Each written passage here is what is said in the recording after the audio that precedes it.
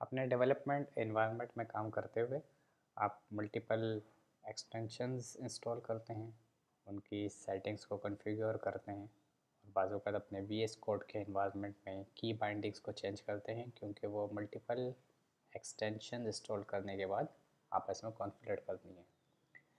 सो आप अपने एनवायरनमेंट को इम्प्रूव करते करते किसी एक पॉइंट के ऊपर आ जाते हैं जब आपका एनवायरनमेंट, कोडिंग एनवायरनमेंट ज़्यादा रोबस्ट, ईजी टू यूज़ और स्पीडी हो जाता है।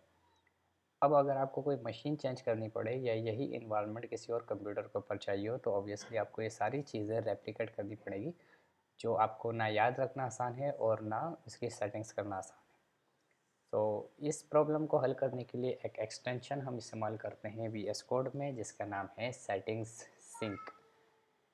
ये एक्सटेंशन सिंक कर देता है सारी सेटिंग्स को। इसके लिए हम लिखते हैं सेटिंग्स सिंक, SYNC सिंक। ये आप इसका आइकन देखें, 2.2 मिलियन इसके डाउनलोड हैं, 4.5 इस सारे इसके रिव्यूज़ हैं। अगर इसके ऊपर आप क्लिक करते हैं, ये मेरे पास अभी इंस्टॉल हुआ है। जब आप इसको इंस्टॉल कर लेते हैं तो इंस्टॉल करने के बाद ये आपसे कहता है कि आपको साइन इन करना है। साइन इन करेंगे आप गिटहब के ज़रिए और ये ऑटो सिंक्रोनाइजेशन कर देगा। जब एक दफ़ा ये आप एप्लीकेशन या एक्सटेंशन इंस्टॉल कर लेते हैं तो इसके बाद आप प्रेस करते हैं command shift P for command palette. आप इसको यहाँ से भी एक्सेस कर सकते हैं, व्यू के मेन्यू में कमांड पैलेट, और यहाँ जाके आप लिखते हैं सिंक, SYNC सिंक, और यहाँ पर जाकर आप अपलोड कर देते हैं अपनी चीज़ें। सिंक अपडेट अपलोड सेटिंग्स, ये रिसेंटली मैंने यूज़ किया, हम इसको दोबारा भी इस्तेमाल कर सकते हैं। तो ये आपकी सारी सेटिंग्स उठा के आपके गिटहब के अकाउंट के ऊपर अपलोड कर देगा, और जिस नई मशीन में आप अपना वीएस कोड इंस्टॉल करेंगे वहाँ पे अगेन आप यही एक्सटेंशन इंस्टॉल करेंगे सेटिंग्स सिंक, और डाउनलोड कर लेंगे वहाँ पर सारी चीज़ें।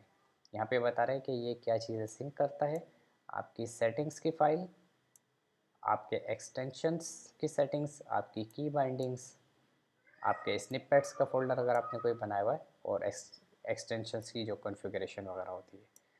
सो आप क्या करेंगे कि आपने जब अपलोड कर दी अपनी चेंजेस, यहाँ पे एक टर्मिनल में आपको सारा आउटपुट भी दिखा देता है। अभी जो रिसेंटली हमने काम किया है उसमें आप चेक कर सकते हैं कि इसने ये गिटहब के गिस्ट की रिपोजिटरी में एक गिस्ट बनाया और इसके अंदर ये सारी चीज़ें इसने अपलोड कर दी हैं।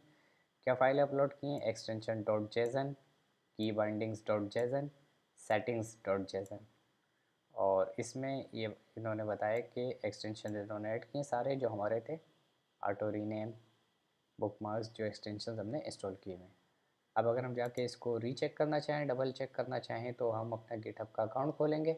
गिटहब के अकाउंट के ऊपर हम जाएंगे, यहाँ पर अपनी प्रोफाइल पे क्लिक करेंगे और योर गिस्ट में चले जाएंगे। तो यहाँ पे जितनी भी गिस्ट सेट्स हैं हमारी, आप देखेंगे ये 1 मिनट पहले ये बता रहे हैं कि हमने क्लाउड सेटिंग के नाम से एक गिस्ट यहाँ पे अपलोड की है। इसको वजह के हम चेक कर लेते हैं। देखिए, एक फ़ाइल है क्लाउड सेटिंग्स के नाम से, दूसरी एक्सटेंशंस डॉट जेसन के नाम से, और इसमें ये पूरी एक जेसन की फ़ाइल बनी हुई है। ये एक मेटा डेटा है पूरा, यहाँ से यहाँ तक आपने चेक कर सकते हैं। ये एक एक्सटेंशन का नाम है ऑटो रीनेम टैग, जो एक्चुअली हम अपने वीएस कोड में यूज़ कर रहे हैं। ये दूसरा एक्सटेंशन है बुकमार्क्स के नाम से, और इस तरीके की मल्टीपल ये फाइल इसने यहाँ पे की बाइंडिंग्स की फ़ाइल भी कर दी है, की बाइंडिंग्स मैक की फ़ाइल भी कर दी है, और मल्टीपल चीज़ें यहाँ पर सेटिंग्स के नाम से अपलोड कर दी है।